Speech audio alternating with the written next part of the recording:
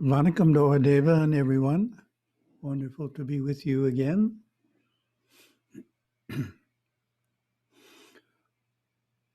Om Sahana Bhavatu Sahana Bhunaktu Sahaviyam Karavavahai Tejasvinavaditamastu Ma Vidvishavahai.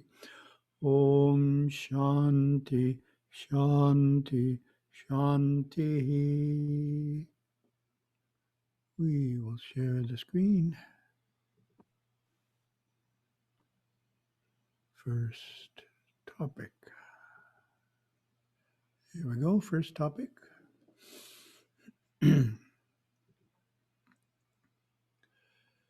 Is on Hindu unity, and it's based on a talk given in 2009 in Australia at an event sponsored by the Hindu Community Council of Victoria and attended by Hindus from a diversity of Hindu organizations in Victoria.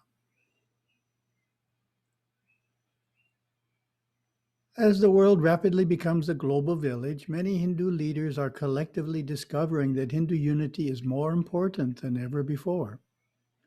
Through such unity, Hinduism can stand proudly alongside the other great religions of the world, serving its followers, protecting their rights, and working with governmental and private agencies for the upliftment of society. Through such unity, the wise voice of the great-grandfather of religious experience can be heard, a voice of tolerance and compassion born of a reverence of the divine within all beings and all things. Certainly, that voice is dearly needed now to help guide humanity through these challenging times. Gurudeva also founded our international quarterly magazine, Hinduism Today, as an effective tool for promoting Hindu solidarity. He declared it as its first objective to foster Hindu solidarity as a unity in diversity among all sects and lineages.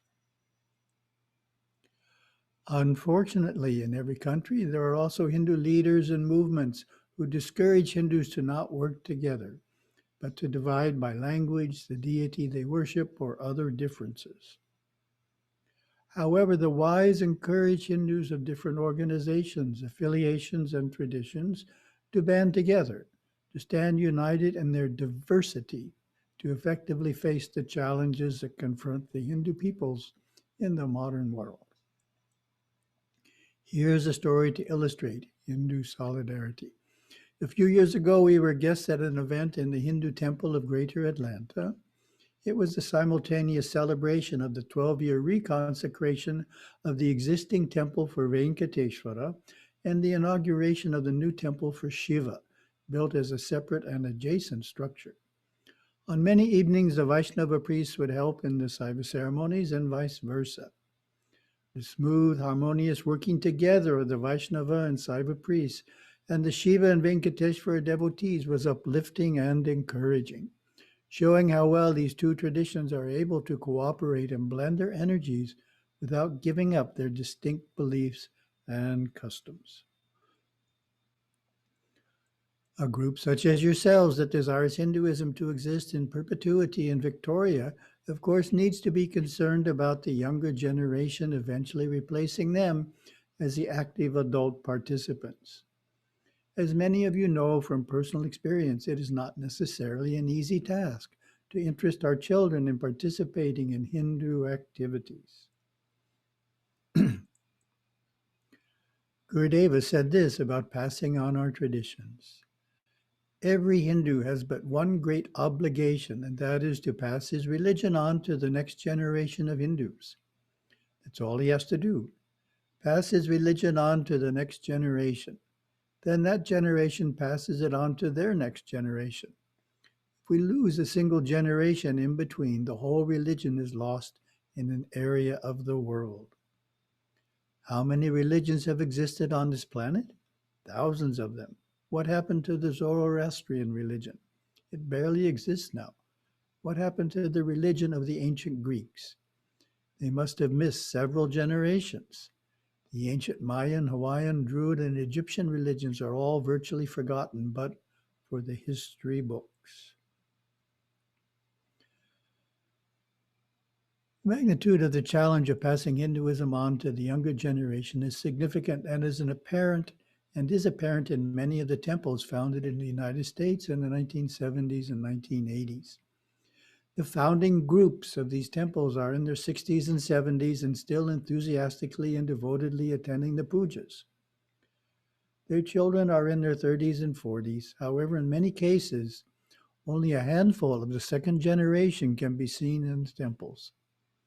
Many show little interest in attending temple ceremonies. There is a famous quotation from the English philosopher and scientist Sir Francis Bacon, which is, "Knowledge is power." Clearly, for our younger generation to be motivated to participate in Hindu activities requires them to be knowledgeable in Hinduism. Without adequate knowledge about Hinduism, including the benefits of regularly attending the temple, they will have little motivation to put its practices into their life, to guide their life by its values, and to promote Hindu unity in gatherings such as this one. This type of knowledge, including the many benefits that come into one's life from attending the temple, is something we try to provide through our magazine, Hinduism Today. Our second and third purposes reflect that goal. Second, to inform and inspire Hindus worldwide and people interested in Hinduism. Third, to dispel myths, illusions, and misinformation about Hinduism. Certainly, one of the reasons young Hindus often find Hinduism confusing is that Hindu teachings are often presented without reference to the denomination or philosophy they represent. This leads to apparent contradictions when comparing what different teachers or temples state about Hinduism. However, when properly labeled, the source of the contradictions becomes apparent as, for example, contrasting a non-dualistic philosophy to a dualistic one, contrasting the idea of already being God to the idea of becoming God's devoted servant. A simple comparison illustrates the benefit. When it comes to Indian food, the cuisine offered by an Indian restaurant is always part of the sign out front. Indian restaurants offer North Indian or South Indian cuisines, or sometimes both. Some are even more specific, such as offering a chettinad or tandoori cuisine. Some restaurants specifically state that they are vegetarian. In all cases, even before going in the door, you know what type of Indian food is being offered. Also, the fact that there is a great variety in Indian cuisines is not considered problematic, but rather a positive quality. Everyone likes diversity of food.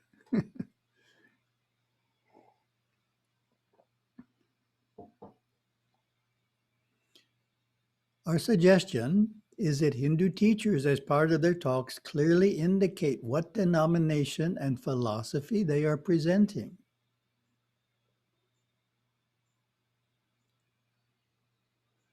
Also, the temples on their website share information on the texts which they use for their ceremonies, such as Pancharatra Agama for Vaishnava ceremonies or the Kamika Agama for Saiva ceremonies. Also, if the temple is teaching one or more specific philosophies in its classes, let the philosophy be named as well. Not only will this create greater clarity, particularly in the minds of the youth, it will also make more apparent the significant diversity within Hindu ceremonies and philosophies, which is part of Hinduism's richness, a diversity of which even many adult Hindus are not aware. To complete this topic, I have two examples of temple write-ups that provide excellent information. First example is the Sri Venkateshwara Temple in Pittsburgh on a snowy day. Looks cold there.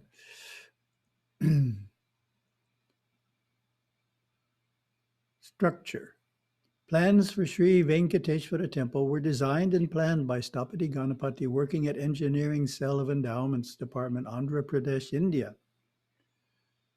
Sri Venkateshwara Temple, Sri Tayar Lakshmi Temple, Sri Andal Temple are their design. I think they mean the shrines, which is different from Sri Venkateshwara Temple in Tirupati, Andhra Pradesh, India. Agama. A Hindu temple is constructed according to the Agama Shastras, in the image of the human body. The two sides of the temple represent the hands, and the top of the temple represents the head. The deity Venkateshwara, Lord of Venkata and a representation of Vishnu, rests in the innermost recess called the Garbhagriha, Sanctum Sanctorum. The SV Temple at Pittsburgh follows the temple text known as Pancharatra Agama, which consists of 108 samhitas. So Venkateshwara Temple is very popular in the U.S. That's because the largest South Indian group in the U.S. is Telugu. Archa-rupam, which we call Murti. The Agama state that Narayana, the eternal divine being, should be worshipped in the Archa-rupam, iconic form, in temples and homes. Hindu devotees believe that divine power has manifested itself in the Murti. Major religious events like Kumbhabhishekam are performed to re-energize the Murti with divine power, which can either be diluted or lost due to transgressions committed unknowingly by the priests or the worshippers. Worshipping the Archai Avatara as Hari gives the devotees access to God and his power. Very similar to the Saiva way of looking at it. Priests. Rules of Agama require temple priests to serve and act as an intermediary between the worshipper and God. The Vaishnava temple priests are referred to as Bhattacharya, Bhattacharya, or simply Bhattar. They come from families with temple priesthood as their traditional occupation and learn their skills from a young age. All the daily and weekly rituals are performed by the priests. Special occasions such as Kumbhabhishekam require additional priests who are then invited from other temples in the United States and India. Second example is the Sri Kandaswamy Temple, Brickfields, Malaysia. Amazing how close it is to the LT, right? Elevated train. There's a train in the background. Temple right next to it. So this temple, Kandaswamy Temple, used our topic system. I think it's 6 topics to put on the website. So they took our concept and actually put it into practice. It's the only temple I know that has copied our concept in a precise way. So you can see how it reads here. Mata, Hindu denomination. Sri Kandaswamy Kovil is a Hindu temple of the Saivite tradition. In Saivism, Lord Shiva is hailed as the supreme being, while other gods are also worshipped.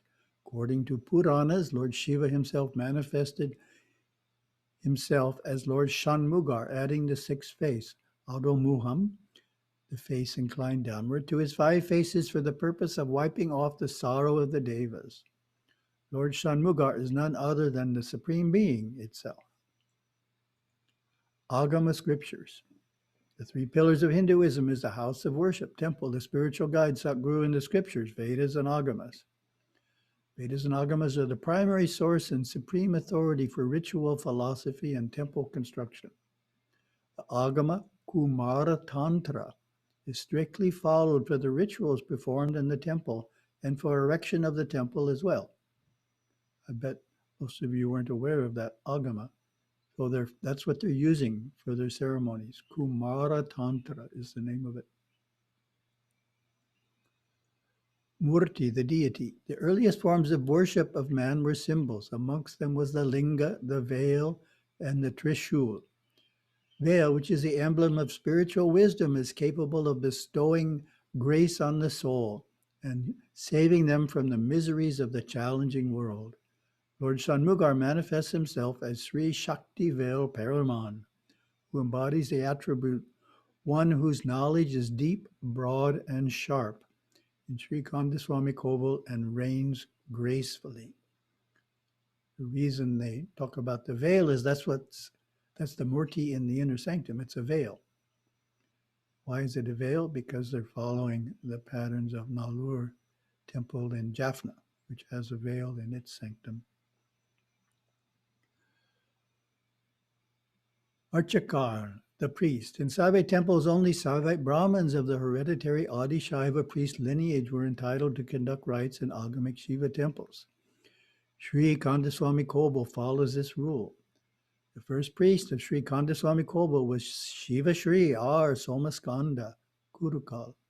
He was well known for his steadfast devotion to Lord Shanmugar, that even during the air raids by the Japanese during the early part of World War II and later by the B-29 bombers of the Allied forces, the priest would continue with the daily pujas as if everything was normal. That's quite a commitment there. Somaskanda Kurukal was succeeded by Shiva Shri Kamakshi Sundareswara Kurukal. Darshana, the philosophy. The age-old philosophy of The age-old philosophy of pluralistic theism expounded by Saint Mekandar, circa 1250 AD, called Saiva Siddhanta, is followed by those in Sri Kandaswami Koval. So they're Mekandar, whereas we're Tirumular. Saint Mekandar explains Saiva Siddhanta philosophy, which states that there are three eternal entities, namely Pati, Pasu, and Pasam, and explains that bondage of the soul to material things prevent it from knowing its own nature and God. Anubhava, the vision. The idea of a temple for us was first mooted on 24th December 1890, believe that, when 50 of our then leaders met at the residence of one Mr. V. Sinnappa, who was the acting traffic inspector of Selangor Government Railway and a very influential member of the Ceylon Tamil community. They were anxious to have a temple in order to practice and observe the Saiva Siddhanta tenets and religious observances such as Viratam, Titis, Punya Havasam, purification, Kandashashti, and so on. The matter was discussed and the decision was made to purchase an appropriate piece of land for that purpose. And this is the last part of the website. There's such a beautiful photo. Utsava Murti of Shanmuga. Don't know how well you can see it, but it's on their website if you want to see it more clearly. So very nice write-up. So you can see, just talking in general,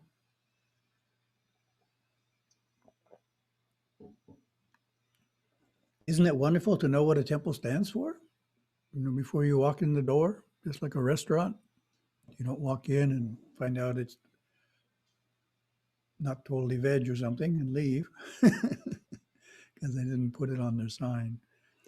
So I think it's very clarifying, and both in these cases we have the Vaishnava and the Saiva, both aspects, both the Agamic traditions, South Indian, and very clarifying to see what an institution believes.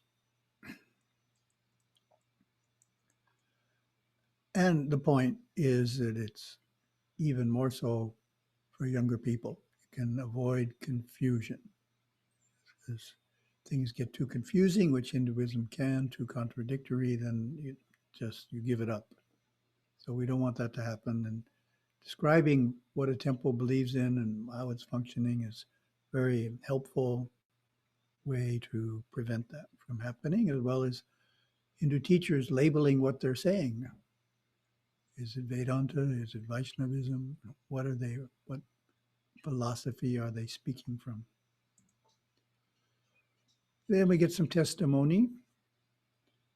This is following up on the spiritual, religious, spiritual but not religious, religious but not spiritual ideas. And we have Sagar Sharma, India, age 28. Was born and brought up in a religious environment and currently lives in New Delhi. His parents perform daily rituals that include arati and the chanting of the Hanuman Chalisa. Sagar joins his family for Sahaj Yoga on a weekly basis. That's a big commitment, weekly meditation. It is a type of meditation. Quote, it is a type of meditation. Every Thursday, our whole family goes to the center. It is definitely a religious activity for us. Sagar firmly believes in God and prays often. I do not go to the temple each morning or pray to God every morning, but I do have faith in God. When I pass by a temple, I definitely bow my head in reverence. At the same time, I am not a very consistent Hindu. I am not an extremist. I am very practical. In fact, Hinduism allows one to be practical. In his view, the Hindu religion has become more flexible. Quote, there is a great difference between how my parents approach things and how we approach things, unquote. Sagar and his family celebrate every major Hindu festival. Diwali is his favorite because it's the festival of lights. Every corner, every home is decorated and well lit. It brings a lot of positivity. He has also pilgrimage to holy sites like Haridwar, Amarkantak, and the Vaishno Devi shrine over the years. And we get a long quote. Youth connect to religion in their own way. Those I've come across at the Sahaj Yoga Center take their religion very seriously. Youth and even some young children are curious about learning meditation. Many are deeply involved in meditation. A lot of youth my age come to this same center, and it is clear they are committed to their faith, even though many of them do not talk about it or show it off at all. Personally, I'm mixed with this kind of youth, but I also have friends outside this spiritual circle. So I have to maintain a kind of balance between relations with both sets of people. For many, their religious path is very private and is not discussed with others who are not a part of their spiritual group. I only share my interest in spirituality and related experiences with those who take keen interest in my spiritual life. Sagar observed, I feel Hinduism is the most liberal and complete religion. Today's youth want freedom. They want to do things in their own way. If you try to force anything on our generation, they will not accept it, whatever their religion may be. The society is getting more and more liberal, and the level of education is also becoming higher. On a scale of 1 to 10, I would rate my religiousness as an 8. I am not one to judge as right or wrong the various practices within our religion. For example, some people will blindly follow the teachings of Ramayana or Mahabharata. I do not. I take out the positive teachings that apply to me and leave the rest. The Bhagavad Gita, too, has a lot of nuggets of wisdom. For instance, its discussion of karma and also the idea of being a free soul, coming here without any attachment and then leaving this world without any attachment. Going through the scriptures and their teachings does help in your practical life. While performing your day-to-day chores, you have a foundation for what is right or wrong. Your thoughts about divinity are also related to the kind of people you meet regularly. They, too, influence your thoughts. I do feel that there is divinity in the people around me, such as my family and friends. Well, that's very nice. Definitely his judgment that he's an 8 is probably accurate in terms of his group there. He's very, very highly religious and just doesn't actually go into temples, but otherwise doing everything you would expect a religious person to do. Well, thank you very much.